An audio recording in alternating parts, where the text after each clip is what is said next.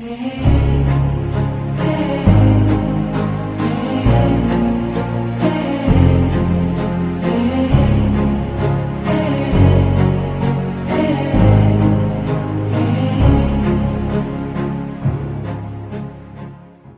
a paz de Jesus possa permanecer em nossos corações e que Maria de Nazaré possa nos iluminar para que as informações que vamos ouvir nessa noite possam calar profundamente nossos corações, nos convidando a fazer mudanças efetivas no nosso comportamento, na nossa forma de repensar a vida.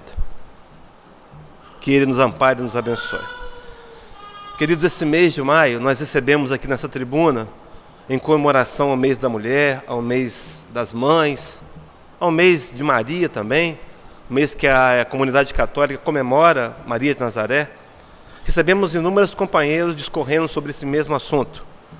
Queremos só citar algumas dessas companheiras.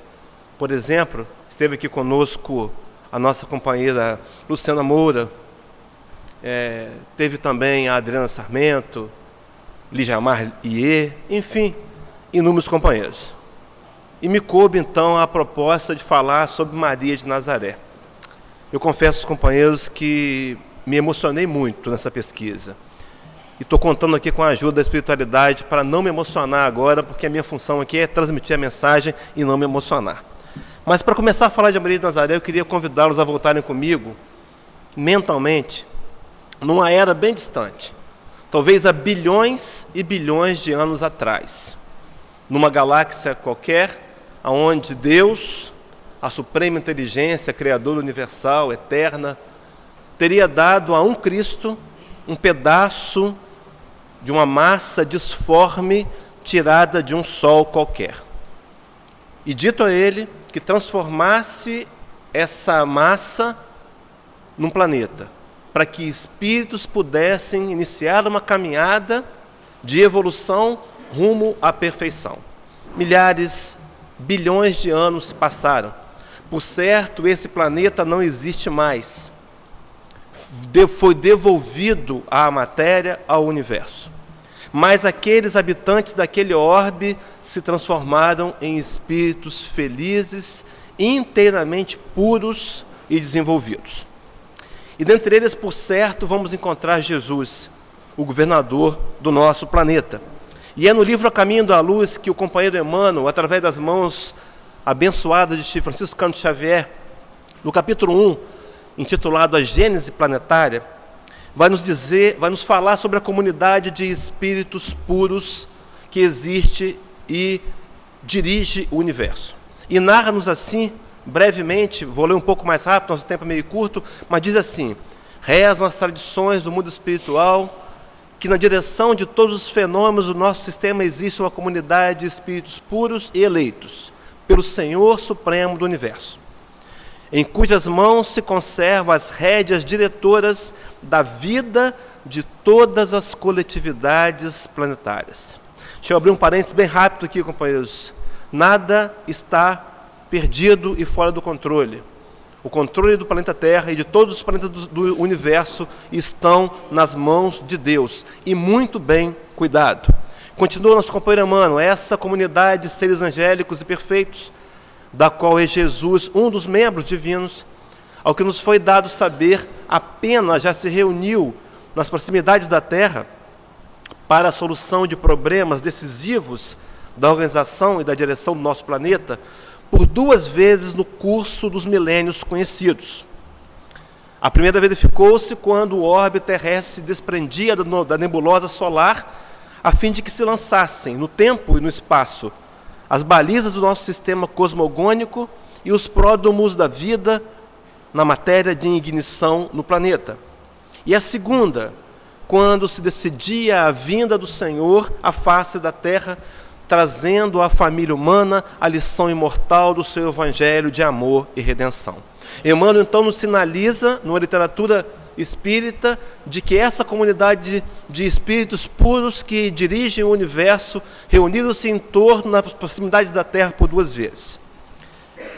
Nós queremos trazer também, para fazer um link com essa informação, as 2 questões do Livro dos Espíritos, que fala de diferentes ordens de espíritos, sobre a questão da evolução, Questão 97 e 96 diz assim: Kardec pergunta a espiritualidade: são iguais os espíritos ou há entre eles qualquer hierarquia? Responde então a espiritualidade: são de diferentes ordens, conforme o grau de perfeição que tenham alcançado. E Kardec repete, insiste nas perguntas e aí faz mais uma: as ordens ou graus de perfeição dos espíritos são em número determinado? São ilimitadas em número, porque entre elas não há linhas de demarcação traçadas como barreiras, de sorte que as divisões podem ser multiplicadas ou restringidas livremente. Todavia, considerando-se os caracteres gerais dos espíritos, ela pode reduzir-se a 3 principais. Na primeira, colocar-se-ão os que atingiram a perfeição máxima, os espíritos puros. Formam a segunda os que chegaram ao meio da escala. O desejo do bem é o que neles predomina. Pertencerão à terceira os que ainda se acham na parte inferior da escala, os espíritos imperfeitos. A ignorância, o desejo do mal e todas as paixões, mas que lhes retardam o progresso, eis o que lhes caracteriza. Companheiros, nós trouxemos essa informação e vamos propor aqui uma escala de níveis de progressão dos espíritos. No centro dessa escala estariam os espíritos crísticos, os avatares, os espíritos de Skol, aquele que ao longo dos bilhões de anos conquistaram, através de um árduo processo, num planeta qualquer, em um ponto qualquer do universo, passaram por situações que nós estamos passando hoje, ainda em evolução, migrando aqui para sermos um planeta de regeneração, mas esses companheiros se situam ali. São aqueles que já alcançaram o galardão proposto por Deus. Esforçaram-se e aprenderam a arte de amar. Mais próximos deles, nós vamos encontrar os chamados espíritos puros, sugerido pela nomenclatura trazida pelos espíritos superiores.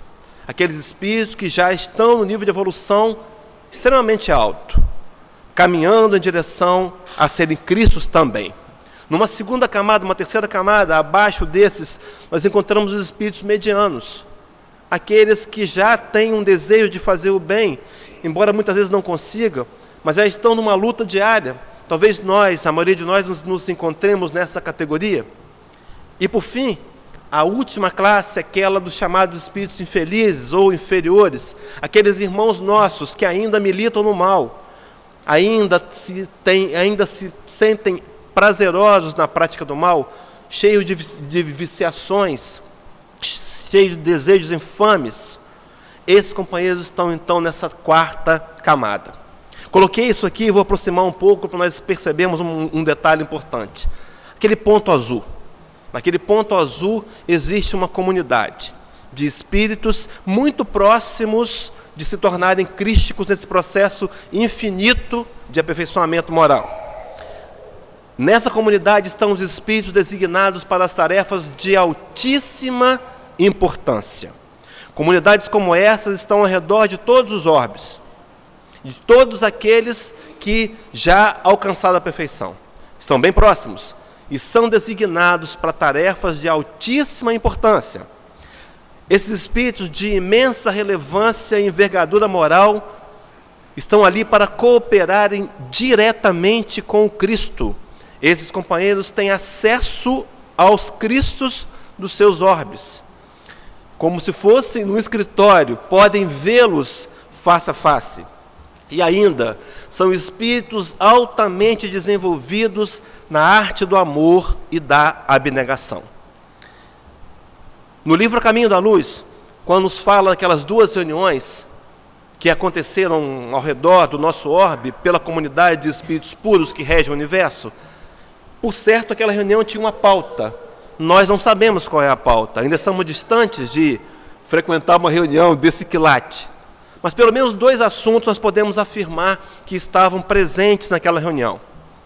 Um deles foi me revelado por Haroldo Dutra, num seminário que assisti com ele.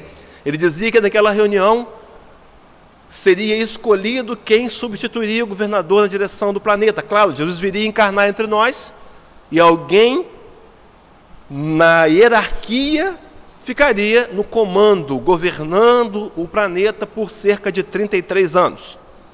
E o segundo assunto da pauta, um dos assuntos incluídos, era quem seria escolhida para ser mãe de Jesus. Um assunto extremamente importante. E, por certo, seria um daqueles espíritos abnegados, daqueles valorosos servidores que têm a capacidade de interagirem com os Cristos.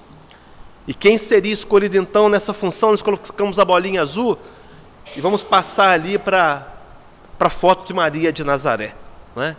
Maria de Nazaré teria sido escolhida por Deus para abrigar em seu ventre o próprio governador do orbe.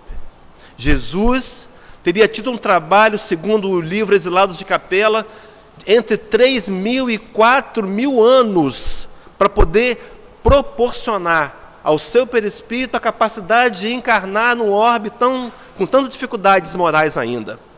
Maria talvez tenha tido um trabalho de 800 a 1.000 anos para preparar o seu perispírito para conseguir encarnar entre nós.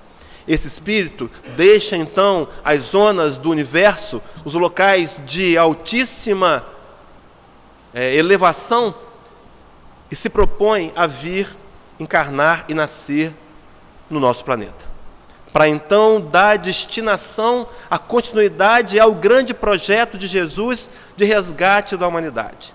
Tudo devidamente planejado, nada por acaso, nada de escolha favorecida a alguns ou alguns poucos ou alguns outros. Não. Conquistas por conta de aquisições de um patrimônio moral em evolução. Conquista da arte de amar.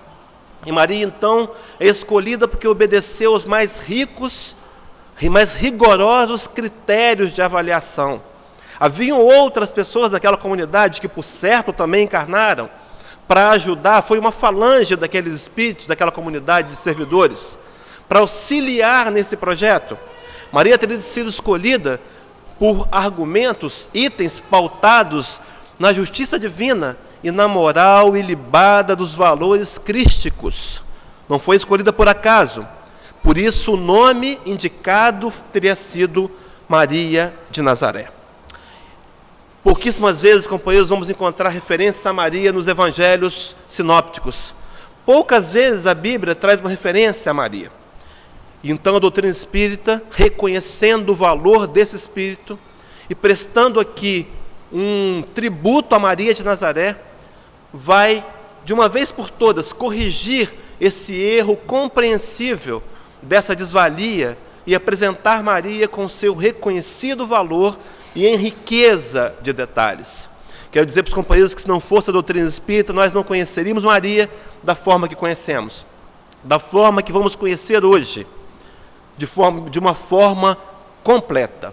Coloquei aqui, corrigi a desvalia compreensível, sim, companheiros, porque até muito pouco tempo atrás, até o ano 563 da era cristã, num concílio papal, foi que se decidiu que mulher teria alma. Até então ela não tinha alma, a mulher não significava nada, os homens eram importantes. Então, naquela época da Bíblia, Jesus foi diferente, deu valor às mulheres, convidou-as a participarem do seu ministério, as amou profundamente, independente dos conceitos da época, porque ele era um Cristo e amava indistintamente a todos e nos ama indistintamente.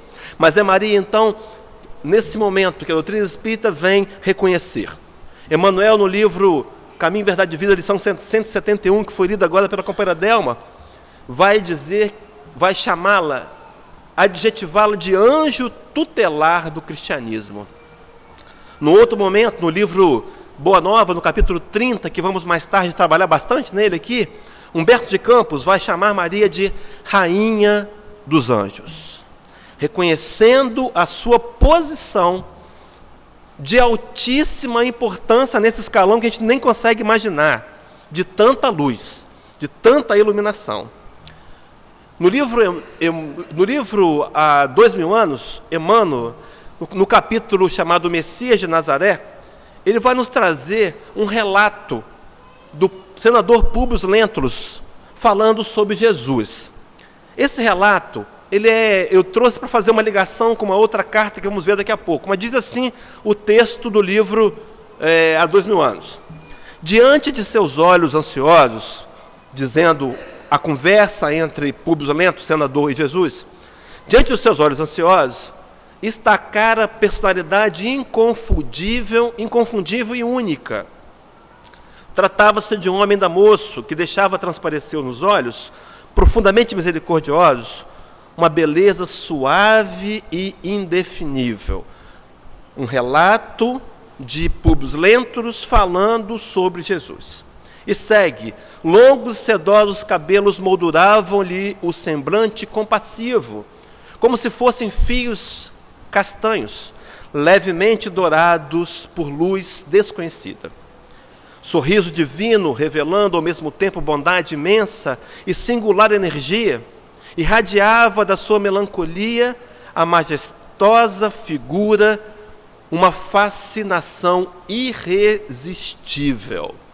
Nós imaginamos a presença de Jesus, nós imaginamos como seria estar com ele e vê-lo. O seu magnetismo era imenso. Imagina olhar para um grupo de pescadores e dizer: vinde após mim e vos farei pescadores de homens. Esses homens abandonam os barcos e as redes e vão segui-lo diante da sua palavra, diante da forma amorosa de expressar-se. Há uma carta, um documento encontrado no arquivo do Duque de Cesadini, em Roma. Essa carta, onde se faz o retrato físico e moral de Jesus, foi mandada de Jerusalém ao imperador Tibério César, em Roma, ao tempo de Jesus. Esse documento, companheiros, é verídico. Ainda há dúvidas, os historiadores têm dúvidas se de fato foi Públio Lento que teria escrito, mas ele é verídico, é da época, se comprova cientificamente. Mas, em coerência com as palavras de agora, Emmanuel, encarnação de Públio Lento, talvez a gente encontre aqui a veracidade dessa informação sendo muito coerente. Diz assim, então, a carta encontrada lá no arquivo do Duque de Cesadini. Seu olhar é muito afetuoso e grave. Tem muito a ver com o que Emmanuel falava. Tem os olhos expressivos e claros. O que surpreende é que resplandecem no seu rosto como raios de sol. Continua, tem os cabelos da cor amêndoa com bem madura, são distendidos até as orelhas, e das orelhas até as espáduas são da cor da terra, porém mais reluzentes. E o maior, o mais belo dos homens que se possa imaginar, muito semelhante à sua mãe, a qual é de uma rara beleza, não se tendo jamais visto por essas partes uma mulher tão bela. Porém, se tua majestade, ó César, deseja vê-lo, como no aviso passado escreveste, dá-me ordens, que não tardarei em mandá-lo o mais depressa possível. Interessante, companheiros, que a menção que se faz nessa carta a Maria de Nazaré, muito semelhante à sua mãe, a qual é de uma beleza, de uma rara beleza, não tendo jamais visto por essas partes uma mulher tão bela. Uma mulher tão bela.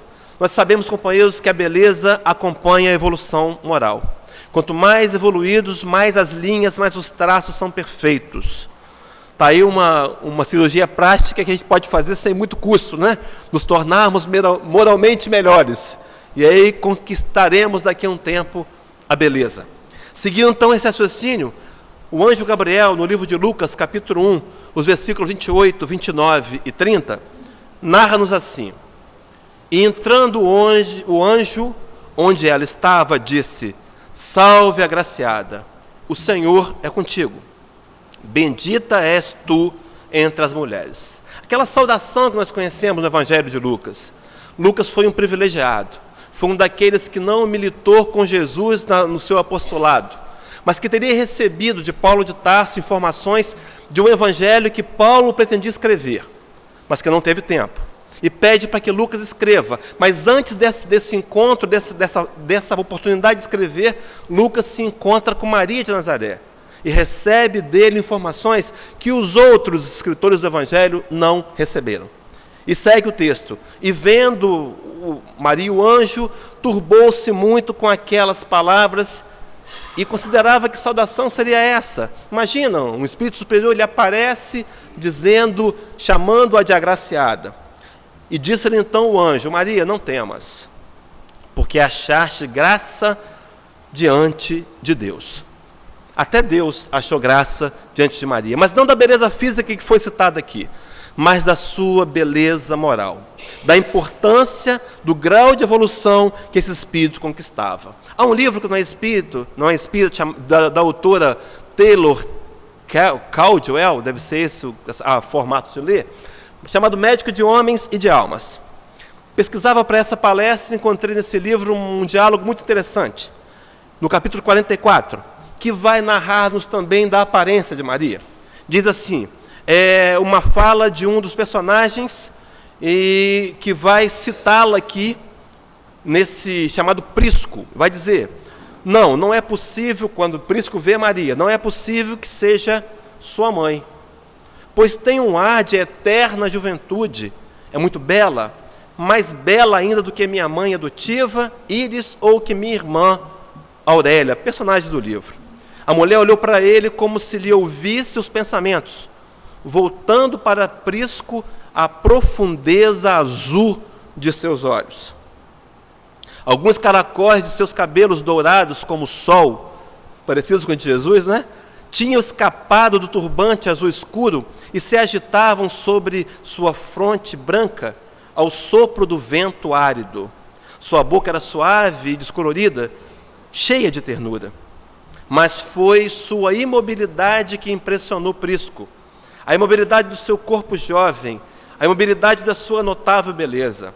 Estava vestida de linho branco e nístico e trazia um manto azul do mesmo material. Maria de Nazaré apresenta-se então, mostra-se para a gente, vamos ver isso no final dessa palestra, como jovem, extremamente bela. Mas as suas qualidades maiores não são essas. Vão se resumir a um trabalho muito mais intenso. Mas naquele diálogo com o anjo, diz assim Maria, então disse Maria, eis, aqui está a serva do Senhor, que se cumpre em mim conforme a tua palavra.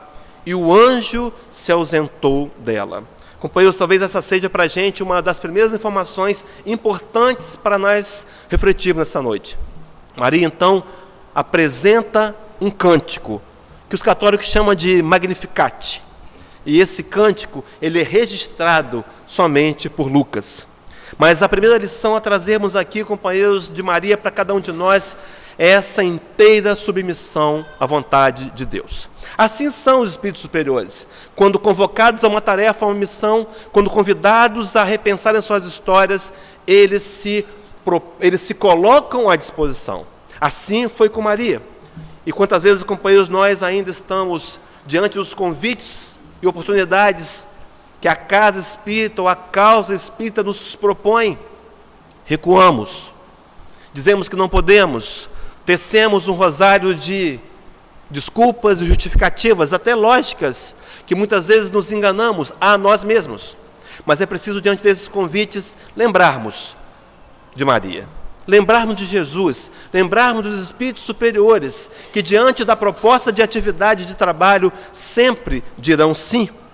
E quanto aos desafios da vida, quem de nós, companheiros, pode, por alguma razão qualquer, ousar em reclamar das dificuldades que se nos apresentam? Estamos diante de oportunidades. Estamos diante da vida, e a vida nos dá a oportunidade de nos corrigirmos, de nos realinharmos à vontade divina, a nos melhorarmos. E esses problemas que nos surgem, a família difícil, o chefe difícil, talvez o trabalho, as dificuldades que ocorrem entre nós, sejam as grandes oportunidades, desafios da vida, para os quais eu preciso dizer sim. Preciso me colocar numa postura ativa, buscando não apenas dizer sim, mas aceitar as dificuldades e vivenciá-las e tirar proveito. Então fica para nós essa primeira lição de Maria de Nazaré: submissão inteira à vontade de Deus. E aí, avançando nesse conhecimento, lembramos de Jesus, que naquela passagem, lá no Getsêmani, que narra a sua prisão, Lucas, no capítulo 22, versículo 39 a 46, diz que Jesus faz uma prece e diz assim para Deus: Pai, se queres, passa de mim este cálice. Contudo, não faça a minha vontade, mas sim a tua.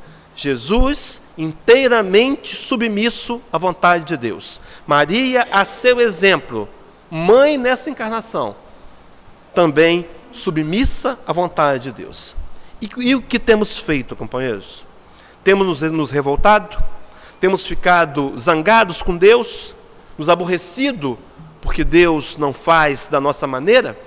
Será que nós estamos em condições de ditar para Deus a melhor maneira? Maria, diante do Calvário de Jesus, no livro Boa Nova, capítulo 30, com o título que tem o nome Maria, vai dizer para a gente assim, Humberto de Campos: junto da cruz, o vulto agoniado de Maria produzia dolorosa e indelével impressão. Com o pensamento ansioso e torturado, olhos fixos no madeiro das perfídias humanas, a ternura materna regredia ao passado em amarguras, em amarguradas recordações. Ali estava na hora extrema o Filho bem-amado. E Maria pergunta: que fizera Jesus por merecer tão amargas penas?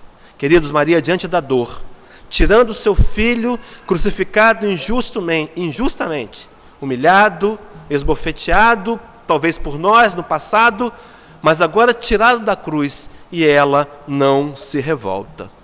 No livro de João, capítulo 19, versículo 25 a 27, fala assim: e junto à cruz estavam a mãe de Jesus e a irmã dela, e Maria, mulher de Clopas, e Maria Madalena. Vejam, Jesus dando valor à mulher, já naquela época. Vendo Jesus sua mãe, e junto a ela o discípulo amado João, disse: mulher, eis aí o teu filho. E depois disse ao discípulo: eis aí tua mãe. Dessa hora em diante, o discípulo a tomou para a sua casa. Companheiros, talvez já tenha sido nessa hora que Jesus nos dava Maria por mãe de todos nós.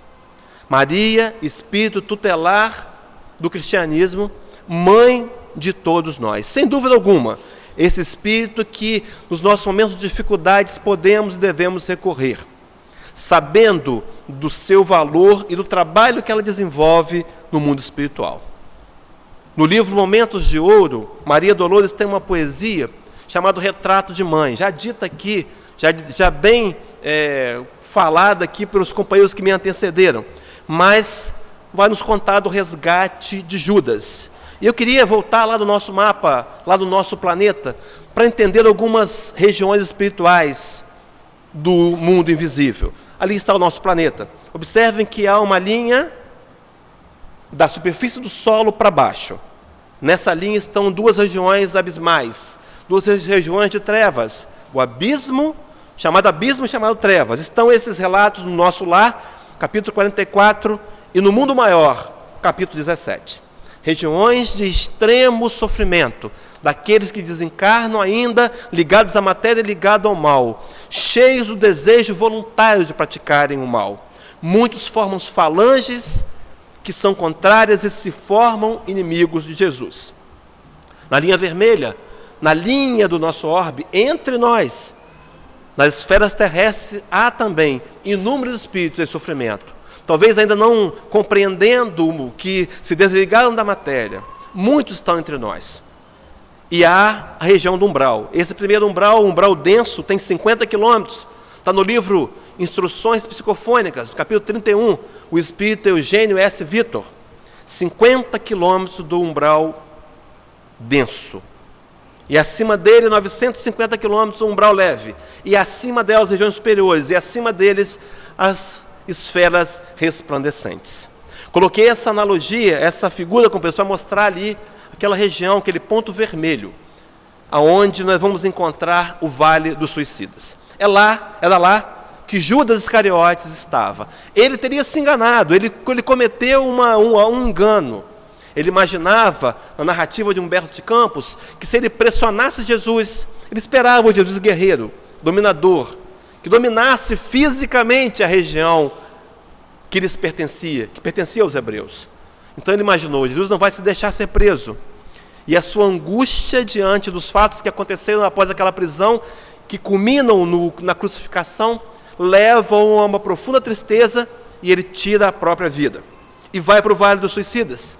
E é Maria que vai socorrê-lo. E é Maria que vai, então, no capítulo 24 do Boa Nova, essa ilusão do discípulo que eu contei aqui.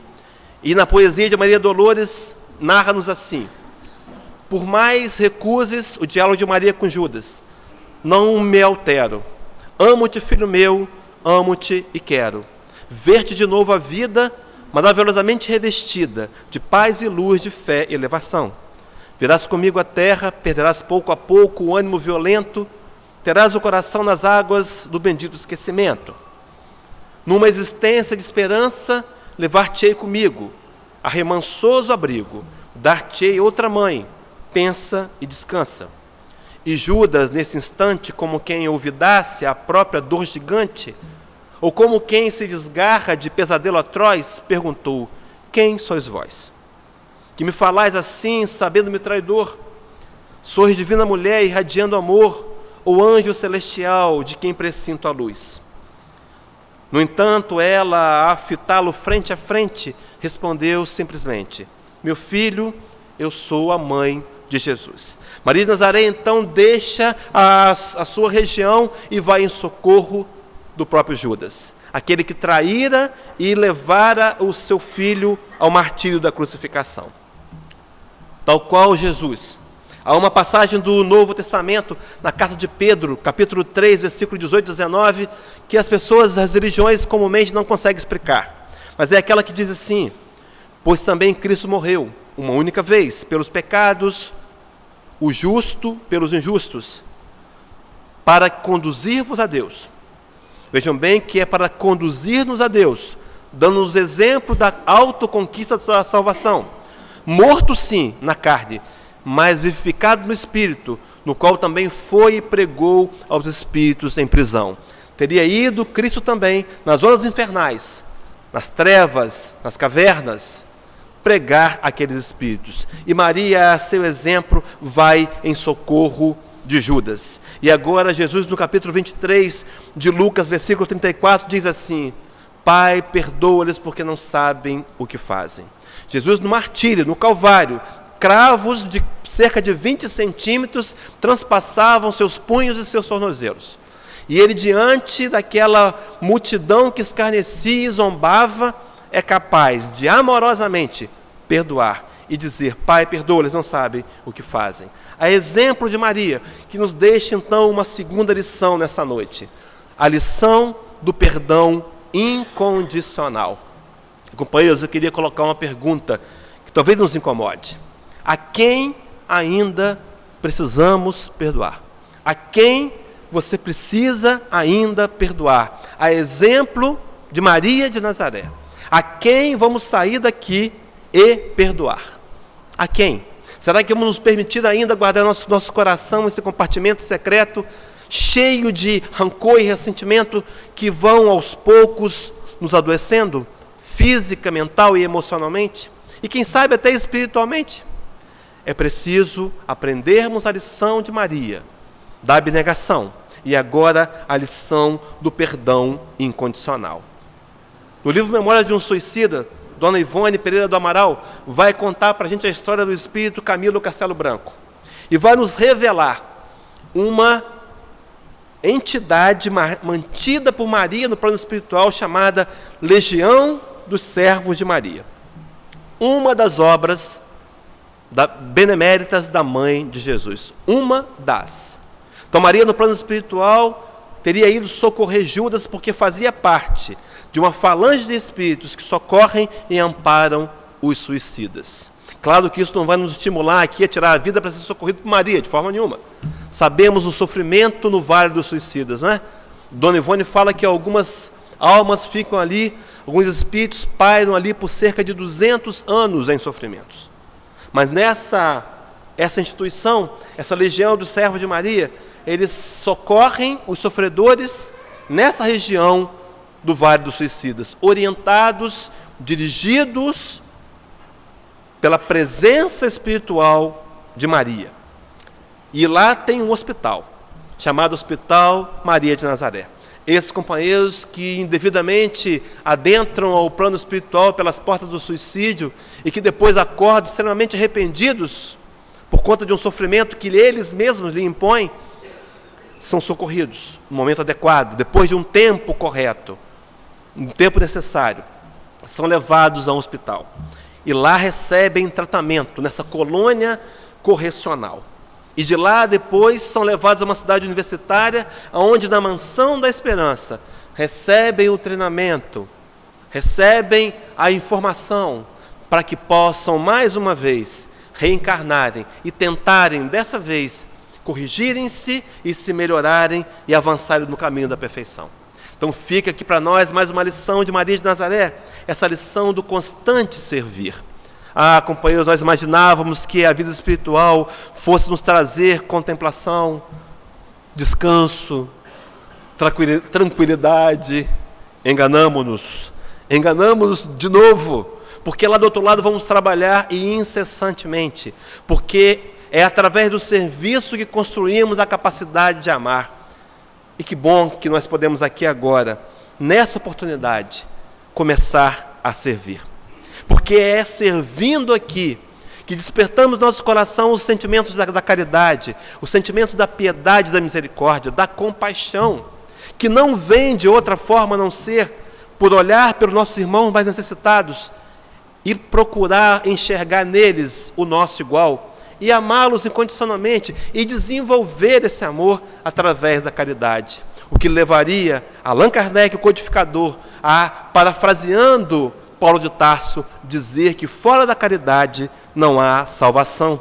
Então a lição do servir, queridos, temos servido àqueles que estão ao nosso redor, os mais próximos, o próximo mais próximo, a família. Quantos que ali, no seio da nossa casa, nos desagradam? Quantos nos desafiam a treinarmos a paciência, a tolerância? Será que temos conseguido, a exemplo de Maria? E vejam bem o que vai nos ensinar Jesus. No livro de Lucas, capítulo 22, os versículos de 24 a 30, tem como subtítulo: maior será como menor. Aquele momento em que os discípulos começam a medir forças entre si, imaginando quem deles seria o maior.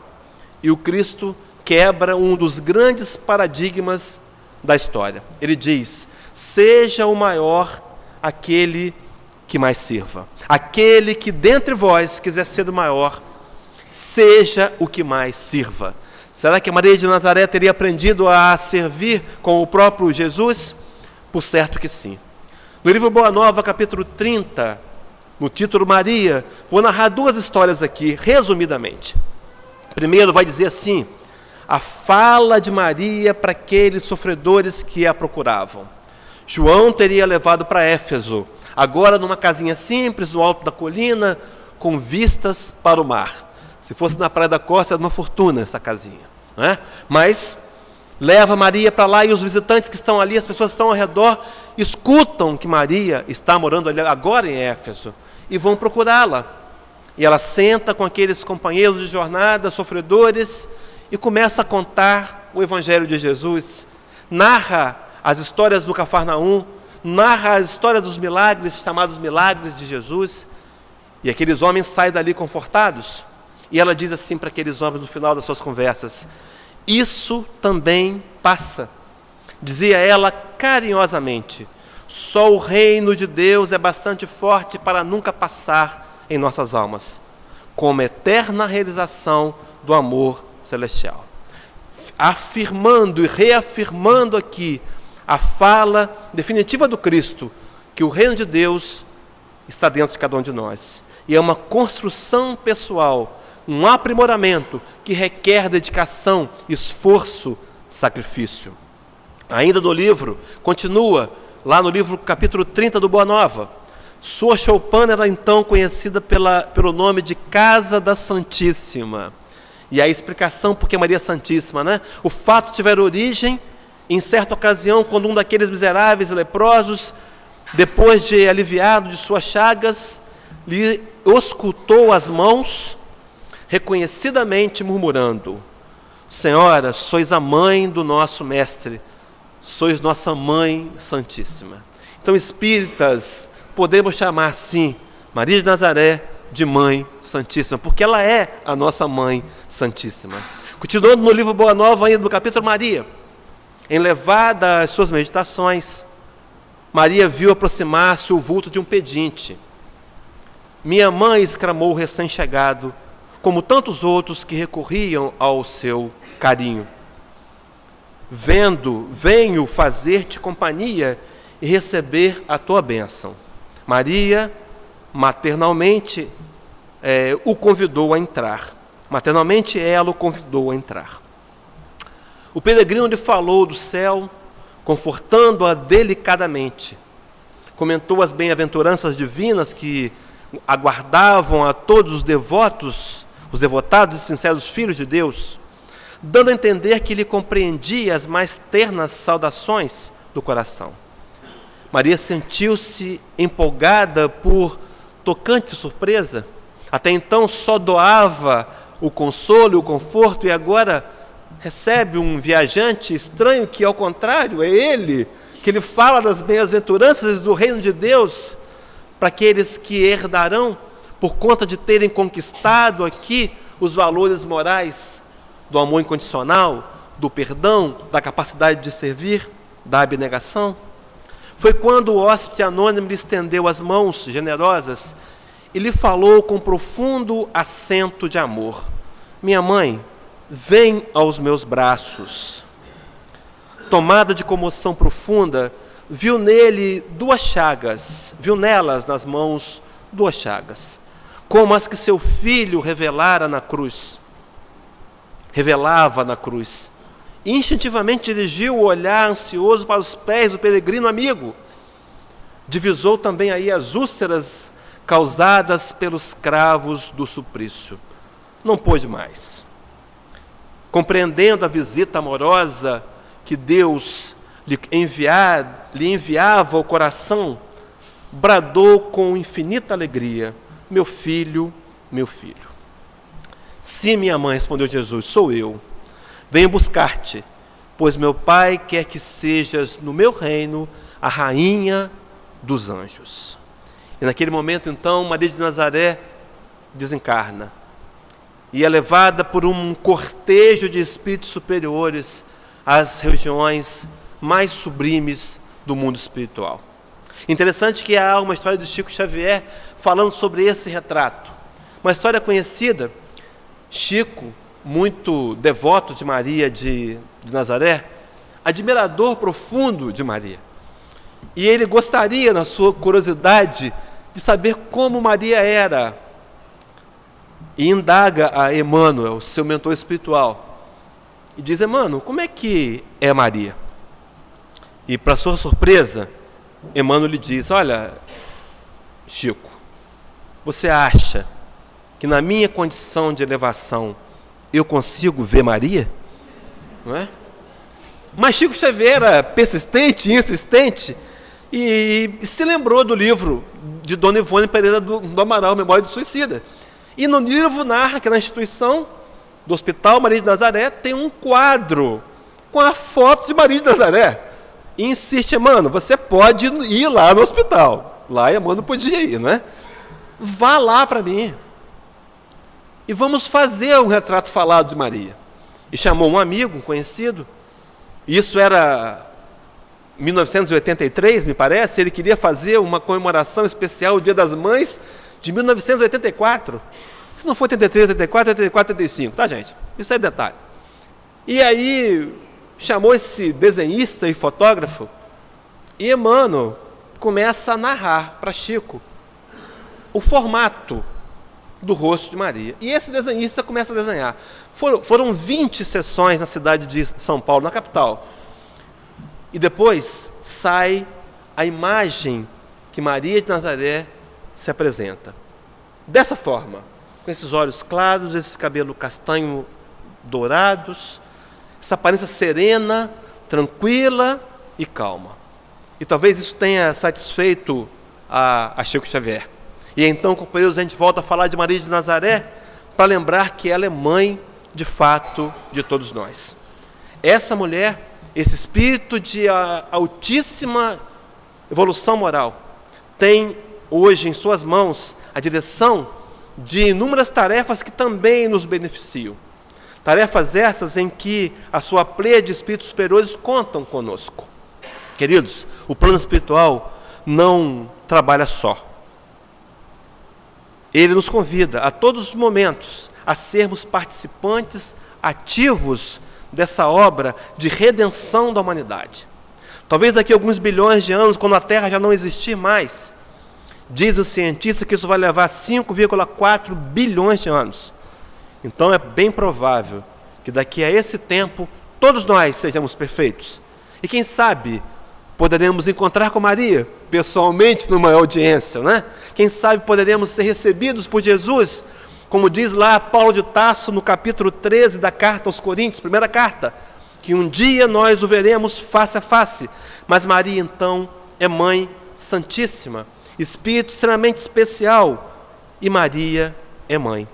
E quando nós pensamos em Maria mãe, nós recebemos essa acolhida.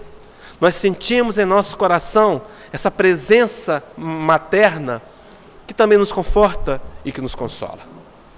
Maria então nos convida, companheiros, essa noite, repensarmos a nossa posição diante dos fatos, diante da nossa história, repensarmos se estamos dispostos a trabalhar e a servir, se temos nos prontificado diante de tantos desafios da vida e do dia a dia. Convida-nos também a repensarmos sobre a questão do perdão, a olharmos na intimidade do nosso coração, onde só nós podemos ver, e encontrarmos ali ainda esse lixo guardado, que pode estar atrapalhando o nosso processo de evolução. E por fim, Maria nos convida a servir, e nos direciona, nos aponta, como diz João no capítulo 2, versículo 15, nos aponta, como foi dito no milagre de Caná da Galileia, da transformação da água em vinho: fazei tudo quanto ele vos disser. A proposta de Maria também de submissão a Jesus, nos mostrando da nossa necessidade de nos alinharmos às propostas do Cristo, dessa proposta de nos tornarmos alguém melhor e de nos tornarmos participantes desse processo de resgate da humanidade. Há uma fala de Paulo de Tarso na carta que ele escreve aos Gálatas, o capítulo é o capítulo 6, e o versículo é o de número 2.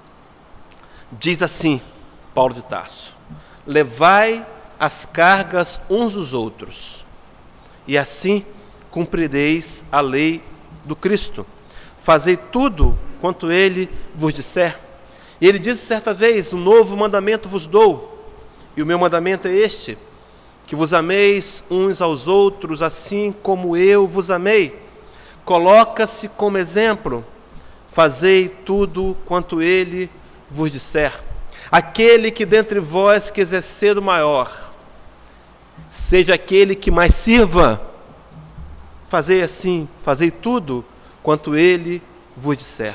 Queridos, que essa noite nos sirva para uma profunda reflexão, que ao sairmos daqui, possamos colocar a cabeça no travesseiro, fazer uma reflexão e ser incomodado durante o sono, do semi-desligamento do envoltório físico, para que possamos rever profundamente a nossa vida e tomarmos a decisão de nos posicionarmos sempre a favor da submissão à vontade de Deus, do perdão, do amor incondicional, dessa capacidade de servir e aprender a amar através do serviço. Que Maria de Nazaré, nossa mãe querida, possa então nos cobrir com seu manto de luz, e que essa luz tênue e suave possa penetrar em cada um de nossos corações, alimentando, renovando-nos as energias em cada um de nossos centros de força, nos fazendo sair daqui com o desejo renovado de aprender de verdade a amar e a trilhar o caminho do amor e do bem. Muita paz.